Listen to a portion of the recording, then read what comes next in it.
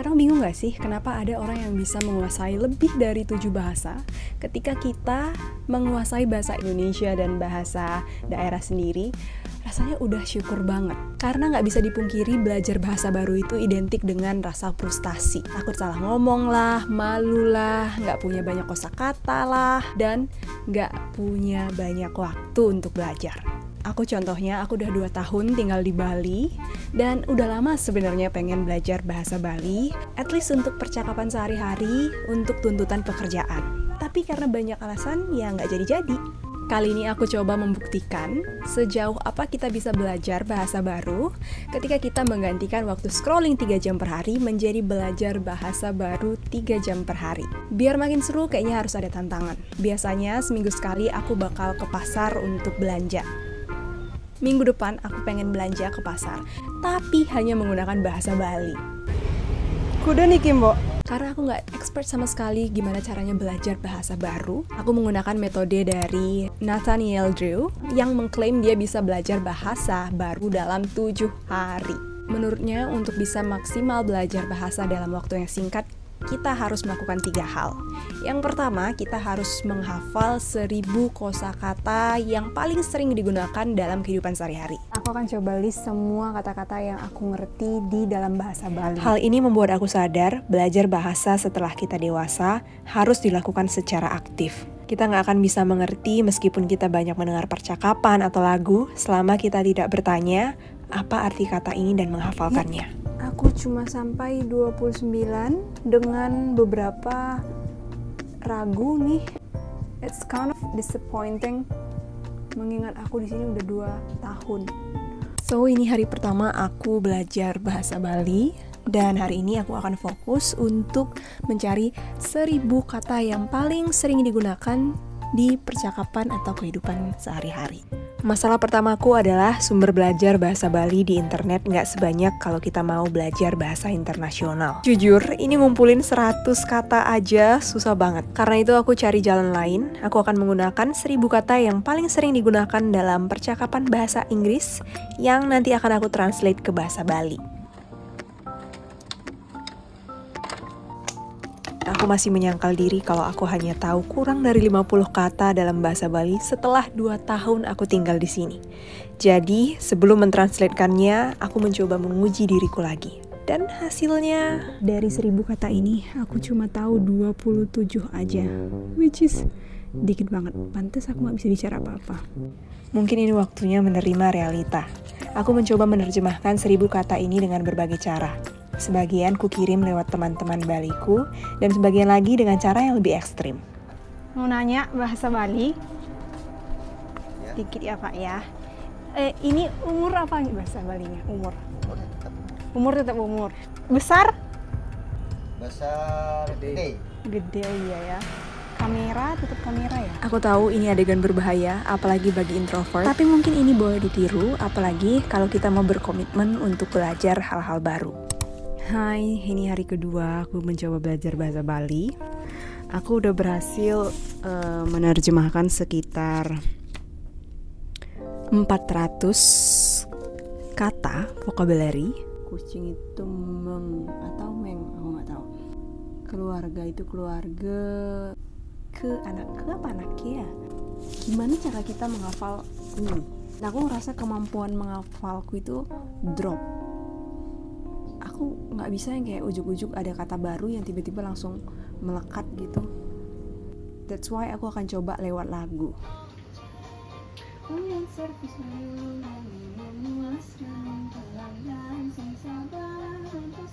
Progres beberapa hari ini adalah aku mulai menikmati beberapa lagu dan podcast. Dan menyadari nggak ada gunanya untuk menumpuk 1000 kata-kata random ini. Kita harus menyesuaikan dengan kebutuhan kita sendiri. Karena itu aku mencoba untuk mengorganisir kata-kata yang sudah ku tahu menjadi beberapa kategori.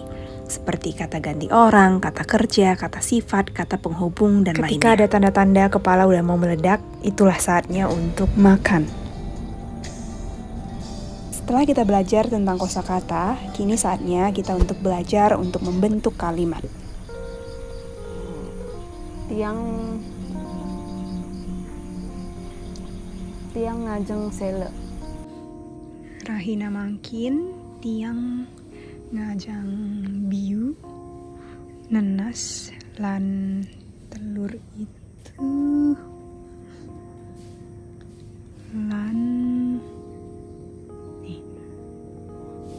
lan taluh. Hai, ini hari keempat. Sekarang udah jam 9.47. Aku mungkin udah sekitar 2 jam menyempatkan diri untuk nonton podcast tadi sambil denger-denger lagu. Melakukan ini membuat aku jauh merasa lebih mengenal Bali. Bukan cuma tentang turis atau pantai-pantai indahnya. Ini tentang apa yang disukai masyarakatnya, apa lagu yang didengar oleh masyarakatnya, dan bagaimana mereka berinteraksi sehari-hari. Hai, ini hari kelima aku belajar bahasa Bali. Masih merasa nggak tahu apa-apa. Yang menurutku menjadi menarik adalah aku mencoba belajar dari manapun. Dari lagu, dari podcast, bahkan dari percakapan-percakapan yang sebelumnya nggak pernah aku perhatiin. Kayak kemarin ada beberapa anak-anak yang lagi main. Mereka nunjuk satu burung yang bersangkar di depan kelas mereka. Dan sejak hari itu aku jadi tahu kalau burung itu dalam bahasa Bali adalah kadis. Sejauh ini di satu sisi aku merasa happy karena semakin banyak kosakata yang familiar di telinga aku. Tapi di sisi lain aku juga ngerasa kayak frustasi gitu karena aku belum ngerti sepenuhnya dan aku sering lupa. Hai, ini hari ke-6 aku belajar bahasa Bali. Barusan aku selesai nonton ini podcast yang judulnya Ngopling bareng Mek Jero Dersi. Setelah nonton ini aku baru tahu kalau aku belum tahu apa-apa tentang bahasa Bali. Karena tamunya adalah orang tua, mostly mereka pakai bahasa Bali. Let's say 80% pakai bahasa Bali dan 20%-nya adalah bahasa Bali yang sama pengucapannya dengan bahasa Indonesia. So, bisa dibilang aku gak ngerti apa-apa. It's hard. Oh my god. That's it. Besok aku akan ke pasar apapun yang terjadi. Hai, ini jam 6:30 pagi dan ini hari ke-7 jadi kita akan ke pasar. Dan kalian akan masuk kantong aku sini ya.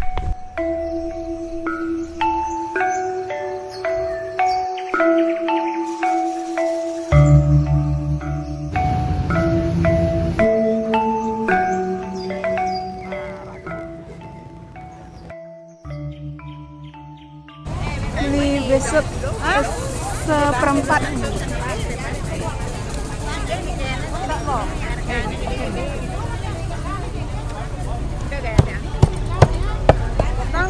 Nggih.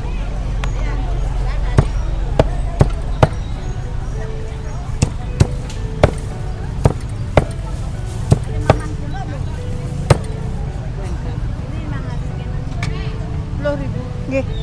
Niki. Gedean kupingnya kayak wah ora yang yang aja Bu.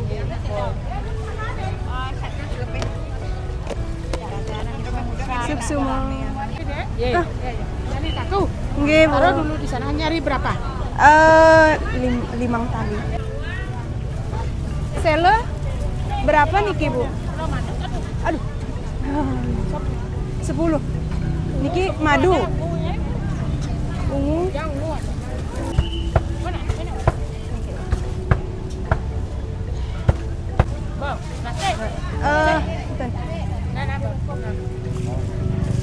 Niki 5.000 sama sarang ini 5.000. Wortel. Wortel 5.000. Dados. Beli taluh nggih. Yang Ambil juga ambil dagang-dagang nanti. limong.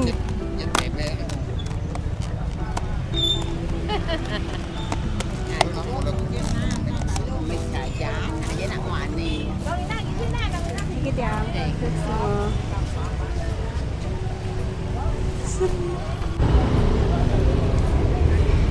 Kuda niki, Mbok. 2.000 aja. 10. Oh my god. Finally, I'm here. Oh my god. Jadi, it's hard, but it's fun at the same time.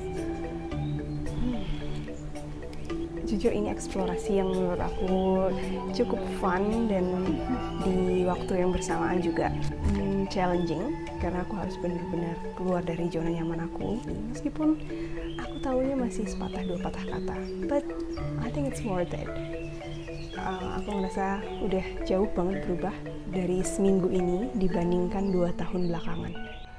Dan menurutku itu yang paling penting dari punya intensi untuk belajar. Karena ya 2 tahun bisa nggak belajar apa-apa, sedangkan seminggu yang fokus bisa tahu banyak hal. Kayaknya itu yang aku pelajari selama seminggu ini. Aku masih jauh dari apa yang aku harapkan. Dan mengerti bahasa ataupun budaya tidak akan selesai dalam waktu 7 hari. Perjalanan ini malah baru dimulai setelah hari ke-7. I just pick it up every day. It's just like when I learn speaking English either. This is not my first language, So you make times to learn it, or you just heard it from someone? for the violinist, because we just practicing every day. You will learn if there is something wrong how you pronounce, or even you don't understand it. You will pick it up easily. Now you can ask Rana how to pronunciation in violinist, and by the time you will pick it up. Ini lagu aku dengerin pertama kali di Spotify karena memang lagi denger kayak kumpulan hits lagu Bali dan aku suka banget. I will try to sing it karena aku lagi serak, jadi mohon dimaklumi. Oops. Tusing madaya tiang lelah tunangan jegegati pipi sejana manis kanyong beline gak enak sirahadine hunyang-hunyangan sekancan rasa dirasa yang adi jani lekar tuturan pirangan tembang adi puniki mencintai beli liwane takutin adi. Beberapa hari belakangan aku terus putar-putar, aku cek semua kata-katanya dan aku translate, and it's kind of funny but romantic at the same time. So yeah, tiang demen tembang nih. Is it right? I don't know. Okay, bye. See you.